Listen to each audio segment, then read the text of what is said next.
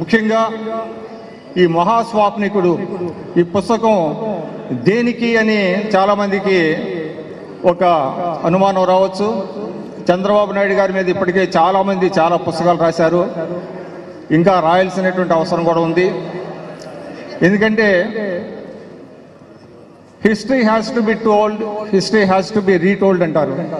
అంటే చరిత్రను చెప్పుకోవాలి, చరిత్రను చెప్పుకుంటేనే వర్తమానం భవిష్యత్తు గురించి ఆలోచించేటువంటి అవకాశం, వర్తమానాన్ని భవిష్యత్తుని సమున్నతంగా తీర్చిదిద్దుకునే అవకాశం మనకి చరిత్ర కలగజేస్తుంది. అందువల్ల నేను ఈ మహాస్వాప్నికుడు పుస్తకంలో చంద్రబాబు నాయుడు గారి ఔన్నత్యాన్ని, ముఖ్యంగా 14 సంవత్సరాల పాటు ఆయన 9 సంవత్సరాల పాటు ఉమ్మడి ఆంధ్రప్రదేశ్కు ముఖ్యమంత్రిగా, 5 ఏళ్ల పాటు నవి ఆంధ్రప్రదేశ్కు ముఖ్యమంత్రిగా ఆయన చేసినటువంటి పనులు, ముఖ్యంగా సంస్కరణలు, అదేవిధంగా ఆయన తీసుకొచ్చినటువంటి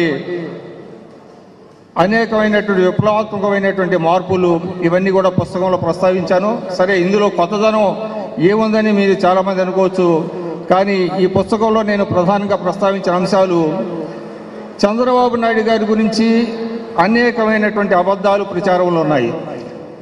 ఆయన అనని మాటలు అన్నట్టుగా ప్రచారంలోకి తీసుకొచ్చారు. అదేవిధంగా అబోధ కల్పనలు కూడా అవి నిజాలుగా చలామణి చేశారు. వాటిల్ని పూర్వపక్షం చేసేటువంటి ప్రయత్నాన్ని నేను చేశాను. ఎందుకంటే నేను చాలా క్లోజ్ క్వార్టర్స్లో తెలుగుదేశంలో ఉన్నాను, ఆయనతో కలిసి నేను పనిచేశాను, ఆయన చాలా సన్నిహితంగా చూశాను. ఆయన వ్యక్తిత్వం నిజానికి ఆయన ఒక విశ్వనరుడు. చంద్రబాబు నాయుడు గారు అంటే ఒక విశ్వనరుడు. ఆయన ఒక ప్రాంతమో, ఒక కులమో, ఒక మతమో లేదు. ఆయన ఒక యూనివర్సల్ పర్సనాలిటీ. అటువంటి యూనివర్సల్ పర్సనాలిటీని కొంతమంది పనిగట్టుకొని కించపరిచే విధంగా ఆయనను మాట్లాడుతున్నప్పుడు నాకు చాలా బాధ కలిగింది. అసలు ఏంటి చంద్రబాబు నాయుడు గారి వ్యక్తిత్వాన్ని తిరిగి చెప్పాలి ప్రజలందరికీ అని ఒక అటెంప్ట్ చేశాను. దానికి వెంకట్ కోడూరి ఆయన ఈ పుస్తక ప్రచురణకి ముందుకు వచ్చారు. అదేవిధంగా టిడి జనార్దన్ గారు, ఆయనతో నాకు సుదీర్ఘమైనటువంటి అనుబంధం ఉంది. మేమంతా కలిసి 1997-98 నుంచి కూడా పార్టీ లిటరేచర్ ప్రొడ్యూస్ చేయడంలో చాలా కీలక పాత్ర పోషించాం. ఆ రోజు కేసీఆర్ గారు, జనార్దన్ గారు, నేను, అదేవిధంగా పార్టీలో చాలామంది పెద్దలు, సిహెచ్ రాజేశ్వరరావు గారు కావచ్చు, విజయరామారావు గారు కావచ్చు, యనమల రామకృష్ణుడు, ఈ విధంగా చెప్పుకుంటే ఇప్పుడు కొంతమంది వేరే పార్టీల్లో కూడా ఉన్నారు. అటువంటి వారందరితో కూడా కలిసి నేను పనిచేసేటువంటి అవకాశం కలిగింది. ఈ పుస్తకంలో కొన్ని అంశాలు ప్రతి ఒక్కళ్ళు తెలుసుకోవాలి, దీని మీద చర్చ జరగాలి, అందుకనే ఈ పుస్తకాన్ని రాయడం జరిగింది.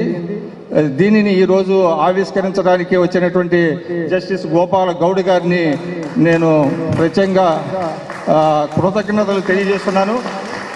అదేవిధంగా జనార్దన్ గారు ఈ మొత్తం కార్యక్రమాన్ని ముందుండి నడిపించారు. అదేవిధంగా వెంకట కోడూరి, అదేవిధంగా చాలామంది మిత్రులు ఈరోజు చూస్తుంటే నాకు చాలామంది పాత మిత్రులందరూ కూడా ఇక్కడికి వచ్చారు. నాకు చాలా సంతోషంగా ఉంది. అయితే నేను చేసిన ఈ ప్రయత్నం ఎంతవరకు సఫలీకృతం అవుతుంది అనేటువంటిది మీరే చెప్పాలి. ఇది ఇంకా నేను భవిష్యత్తులో మరికొన్ని పుస్తకాలని తీసుకురావదలుచుకున్నాను. ముఖ్యంగా ఏదైతే ప్రజలకు చెప్పాలో అవన్నీ చెప్పాలి. అందువల్ల ఈ ప్రయత్నాన్ని మీరందరూ ఆశీర్వదిస్తారని నేను కోరుతూ, ఇప్పుడు ముఖ్యంగా పొద్దున్నే రాజకుమారి గారు చాలా దూరం నుంచి వచ్చారు, పిలవగానే వారికి నేను ప్రత్యేకంగా కృతజ్ఞతలు తెలియజేస్తున్నాను.